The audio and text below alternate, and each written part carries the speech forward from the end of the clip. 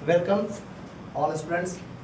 संकल्प सिद्धि क्लासेस आज third day है और आज जो है थोड़ा सा बदलाव किया गया है पैटर्न में। और ये भी बदलाव जो है बहुत सारे स्टूडेंट्स जो दरोगा का इस पर फॉर्म डाल रहे हैं वो लोग कह रहे हैं कि सर प्रीवियस ईयर क्वेश्चंस कराया जाए शुरुआत में, ताकि सबको एक गाइडलाइन मिल सके, एक कंसेप्ट मिल सके कहाँ से क्वेश्चंस आ रहे हैं, किस तरीके के प्रश्न को करना है आगे। तो प्रीवियस पेपर से बहुत सारा आइडिया मिल जाता है, इसलिए हम प्रयास किए हैं कि इस बार जो है प्रीवियस ईयर के क्वेश्चंस को लेकर चला जाए। प्रीवियस ईयर एक दिन प्रीवियस ईयर होगा और एक दिन टॉपिक पे चर्चा करेंगे। तो इस तरह से आप दोनों लोगों को फायदा होगा, जो नए बच्चे हैं उन्हें भी फायदा होगा, और जो पुराने स्टूडेंट हैं जिनको प्रीवियस ईयर का डिमांड है उनका प्रीवियस ईयर का डिमांड भी सही मतलब उन्हें मिल जाएगा प्रीवियस ईयर के क्वेश्चन।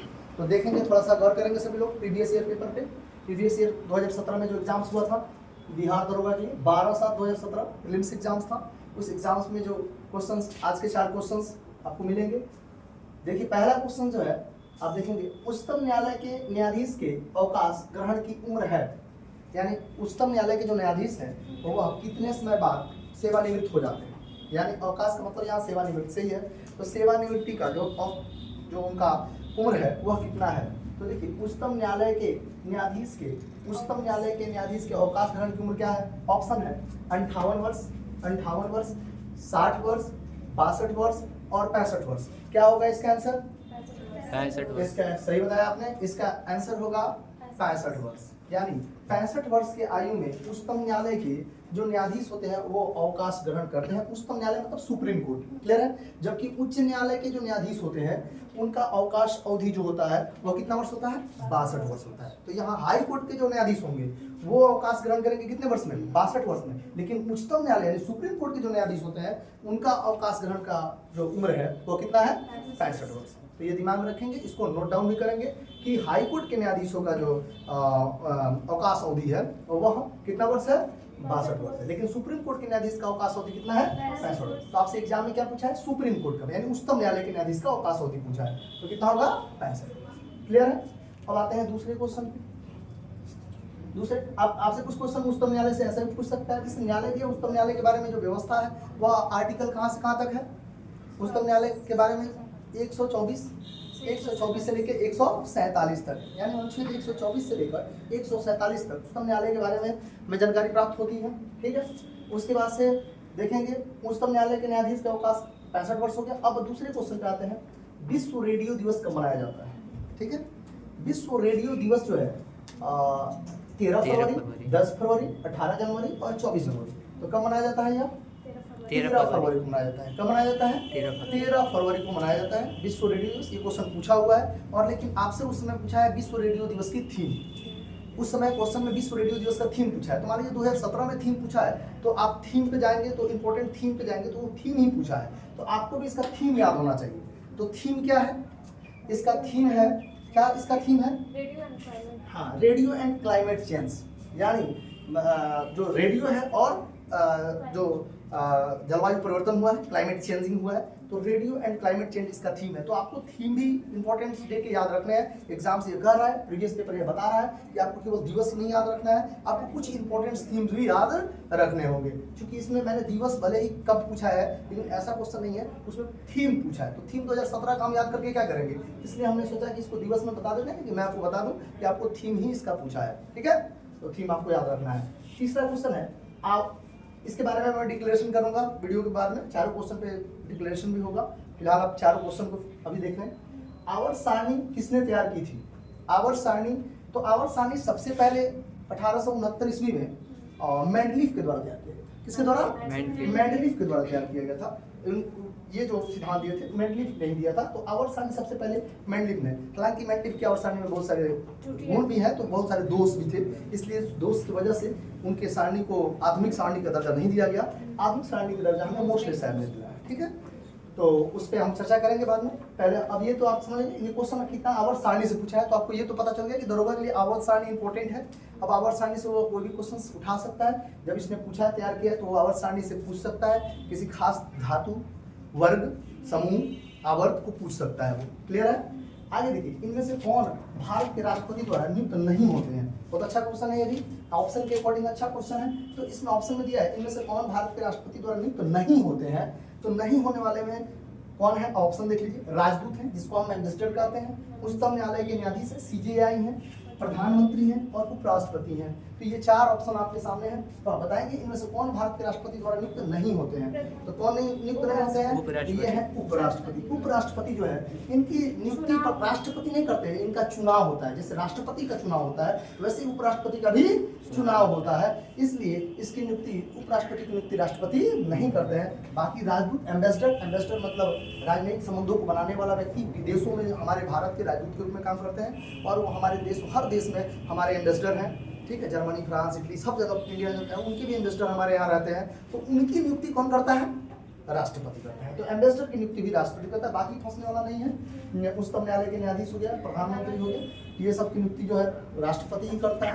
आप देखेंगे मुख्य निर्वाचन आयुक्त की नियुक्ति कौन करता है? राष्ट्रपति करता है। उसके बाद से आप देखेंगे राष्ट्रपति की नियुक्ति के संबंध में देखेंगे मंत्रिपरिषद के अन्य मंत्री का भी नियुक्ति करता है प्रधानमंत्री के सलाह पर, ठीक है। राज्यसभा में जो है 12 सदस्यों को मनोनीत करता है, वो भी राष्ट्रपति का ही कार्य है। क्लियर है? उसके बाद से आप देखेंगे राष्ट्रपति जो है वह भारत के उच्चतम न्यायालय के मुख्य न्यायाधीश के साथ अन्य न्यायाधीशों की भी नियुक्ति करता है, वह उच्च न्यायालय के न्यायाधीशों की भी नियुक्ति करता है। क्लियर है? उसके बाद कैग का भी, नियंत्रक महालेखा परीक्षक है, उसका भी वो नियुक्ति करता है। महान्यायवादी, अटॉर्नी जनरल, उसका भी वो नियुक्ति करता है। क्लियर? एडवोकेट जनरल एक पद है, उसका नियुक्ति राज्यपाल के द्वारा राज्य में किया जाता है। एडवोकेट जनरल वो राज्य के राज्यपाल के द्वारा किया जाता है, ठीक है। तो ये 4 प्रश्न जो है जो आपके बिहार दरोगा एग्जाम्स में पूछे गए हैं, तो इसको आप अच्छे से देखें और तब हम चर्चा करेंगे उच्चतम न्यायालय के न्यायाधीश के अवकाश ग्रहण की उम्र पे। तो हम पहले उच्चतम न्यायालय के न्यायाधीश के बारे में चर्चा करेंगे। अब बताएं आप, उच्चतम न्यायालय के न्यायाधीश के बारे में मैंने आपको बताया था कि इसके बारे में अनुच्छेद कौन सा कहाँ से कहाँ तक है? 124 से 147 तक, ये याद रखना है आपको। क्लियर है? अब आप बताएंगे कि उच्चतम न्यायालय का न्यायाधीश जो होता है वो किस प्रोसेस से चुना जाता है? तो इसके लिए कॉलेजियन सिस्टम है, एक सिस्टम का नाम है जिसका नाम क्या है? Collegian system. कॉलेजियम सिस्टम है, प्रक्रिया है ये। इसमें क्या होता है कि एक सीजेआई होते हैं यानी कि मुख्य न्यायाधीश होते हैं और उसके बाद से 4 अन्य न्यायाधीश होते हैं। यही लोग सलाह देते हैं राष्ट्रपति को और राष्ट्रपति जो है अन्य न्यायाधीशों की नियुक्ति करता है। क्लियर है? उसके बाद से आप देखेंगे उच्चतम न्यायालय में और कुछ पॉइंट्स आपके दिमाग में है। उच्चतम न्यायालय से क्वेश्चन है स्थापना। तो सबसे पहले आप स्थापना पे जाएंगे तो स्थापना कब हुआ है इसका? 26 जनवरी 1950। 26 जनवरी 1950 को इसकी स्थापना होती है दिल्ली में। कहाँ होती है? दिल्ली में इसकी स्थापना होती है, ठीक है। तो स्थापना में पूछता है उच्चतम न्यायालय की स्थापना कब हुई है? 26 जनवरी 1950 को हुई। और इंफॉर्मेशन के तौर पे अभी वर्तमान में, अभी इसको कंकरेंट से थोड़ा देखेंगे। उच्चतम न्यायालय के जो वर्तमान में जो चूंकि करंट से भी क्वेश्चन आता है ना दरोगा में, तो दरोगा में यहाँ करंट भी आप देख लेंगे कि सीजेआई अभी वर्तमान में कौन है। तो अभी वर्तमान में सीजेआई जो है वो कौन है? गवई है। क्या नाम है उनका पूरा नाम? भूषण राम कृष्ण गवई। भूषण राम कृष्ण गवई। तो राम जी और कृष्णा जी याद रहेंगे, भूषण है ही और गवई है। तो ये 52वें बने हैं। कौन से? 52वें जो है जी, ये रिप्लेस किए थे किसको? संजीव खन्ना को। किसको रिप्लेस करके आए हैं? संजीव खन्ना को रिप्लेस करके आए जो 91 थे, ठीक है ना। और उसके बाद से ये 2024 में आए थे और 25 में ये आए हैं, ठीक है। 25 में आए हैं। डेट भी कभी पूछ देता है, एग्जाम थोड़ा सा कॉम्प्लिकेटेड होता है तो पूछ सकता है कि रामकृष्ण गवई किस डेट को उन्होंने पद ग्रहण किया था। तो डेट थोड़ा सा इंपॉर्टेंट होता है इस सब एग्जामों में, डेट में भी थोड़ा बहुत फंसाता है तो थोड़ा क्लोज डेट कर दे। चूंकि ये सीजीआई है, कोई मामूली बात तो नहीं है, सीजीआई मुख्य न्यायाधीश है ये, तो इनका डेट थोड़ा सा आप एक बार देखेंगे, मेंशन करेंगे कि ये किस डेट को जो है पद ग्रहण किया। 14 मई 2025। तो ये डेट इंपॉर्टेंट है। सीजीआई की नियुक्ति कब हुई है? अभी वर्तमान में 2025 में 14 मई को। तो इस तरह से यह डेट जो है ज्यादा इंपॉर्टेंट हो जाता है, ठीक है। अब आप आएंगे, देखिए अब इसके संबंध में न्यायालय, उच्चतम न्यायालय हो गया। अब आते हैं विश्व रेडियो दिवस। विश्व रेडियो दिवस जो है वह कब मनाया गया था सबसे पहली बार? तो सबसे पहली बार अब इससे पूछेगा कि विश्व रेडियो दिवस 2012 में मनाया गया था। पहली बार कब मनाया गया था? 2012 में पहली बार विश्व रेडियो दिवस मनाया गया था। आपको पता होना चाहिए कि जब विश्व रेडियो दिवस मना 13 फरवरी को मना था और यह स्थापना डेट है यह 1946 में पहली बार। कब? 1946 में। हाँ, एक संगठन की स्थापना है जो कि ये संगठन जो है ये क्या करती है? विश्व रेडियो दिवस जो विश्व रेडियो दिवस है उसको मनाने की घोषणा करके इसी तिथि को मान लिया गया है, यानी इसी हाँ यूनाइटेड करके क्या नाम है उसका, यूनाइटेड नेशनल रेडियो, इसकी स्थापना होती है। कब होती है? 13 फरवरी 1946 को, और इसी 13 फरवरी को हम विश्व रेडियो दिवस के रूप में मनाते हैं। यूनेस्को ने अभी जो है ये द रेडियो फेस्टिवल मनाया है 2025 में, द रेडियो फेस्टिवल मनाया है, यूनेस्को के द्वारा मनाया गया है। यूनेस्को ये भी पूछ सकता है कि किसके द्वारा मनाया गया है, यूनेस्को के द्वारा जो है द रेडियो फेस्टिवल दिवस मनाया गया है। ठीक है, तो विश्व रेडियो दिवस के बारे में जो है यह सूचना आपके पास है, इससे संबंधित क्वेश्चन आपसे पूछे जा सकते हैं। अब आते हैं आवर्त सारणी। आवर्त सारणी किसने तैयार किया था? तो सब लोग जानते हैं आवर्त सारणी 1869 में किसने तैयार किया? मेंडलिफ ने तैयार किया था। लेकिन देखिए मेंडलिफ साहब जो आवर्त सारणी तैयार किए थे, उस आवर्त सारणी के कुछ उनका योगदान भी है। जैसे कुछ योगदान में क्या है? बहुत सारे तत्वों को जगह छोड़ दी। देखिए उन्होंने बहुत सारे तत्वों के लिए जगह भी छोड़ा था, तो बहुत सारे तत्वों को उन्होंने जगह छोड़ा था। उसमें कौन कौन था? एस्केनेडियम।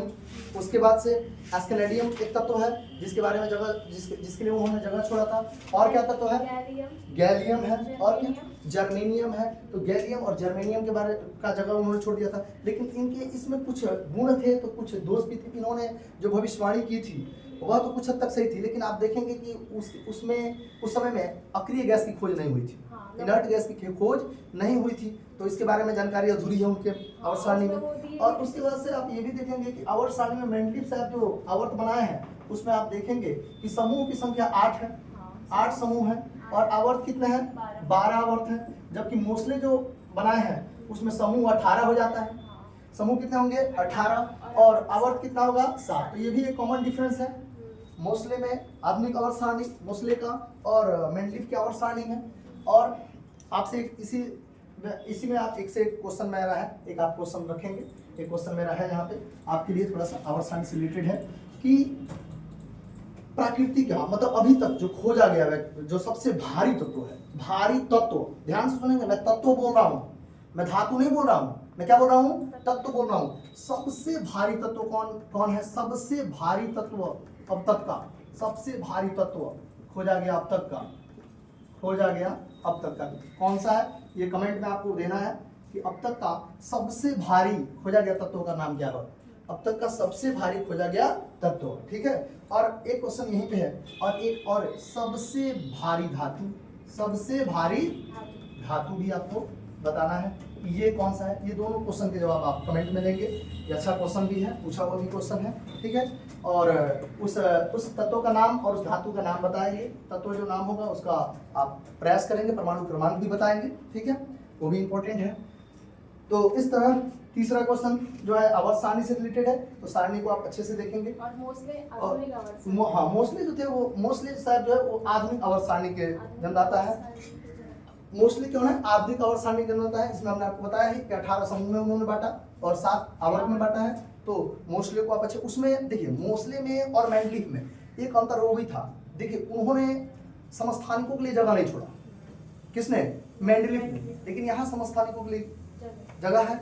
ठीक है, स्थिर किया गया है। और उसके बाद से आप देखेंगे कि मेंडलीफ में आप देखेंगे कि मेंडलीफ जो थे वो परमाणु भार के हिसाब से काम किए हैं, लेकिन यहाँ देखेंगे मोस्ले को तो उसने परमाणु क्रमांक को मतलब आधार बनाया है। किसको आधार बनाया है? परमाणु क्रमांक को। इस तरह से सारे एलिमेंट्स व्यवस्थित हो जाते हैं, सारे एलिमेंट्स क्या होते हैं? व्यवस्थित हो जाते हैं। इसलिए मोस्ले का जो नया वाला आवर्त सारणी आया वो ज्यादा पॉपुलर हुआ, इसलिए उसको आधुनिक आवर्त सारणी कहा जाता है। ठीक है, अब आते हैं नेक्स्ट क्वेश्चन पे, चौथे क्वेश्चन पे। इनमें से कौन भारत के राष्ट्रपति द्वारा नियुक्त नहीं होते हैं? मैंने आपको ये डिक्लेरेशन बताया भी था कि इसमें उपराष्ट्रपति जो है उसका चुनाव होता है, तो इसकी नियुक्ति राष्ट्रपति कैसे करेंगे?